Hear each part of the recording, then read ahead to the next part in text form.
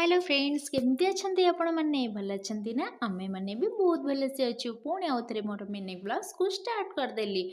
आज आफ्टरनून रे मु करी परोटा सांग को आलू मटर तरकारी कारण आज राइस खाइबा को इच्छा होनतला सेथिलेगी खाई सारिला परे मु टिके रेस्ट नहीं जाइथिली तापरे मु जाइथिली मार्केट दीटा जैकेट आनिथिली तापरे मिल्क आनिथिली तापरे आसीबा परे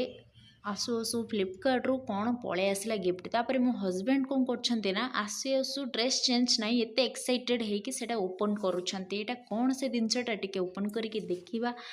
ओके कौन सरप्राइज अरे अरे अरे एटा कौन फैब्रिक ब्लू कलर टे एमती देखा जाउची अच्छा लैपटॉप ओ अच्छा बहुत बढ़िया लगुची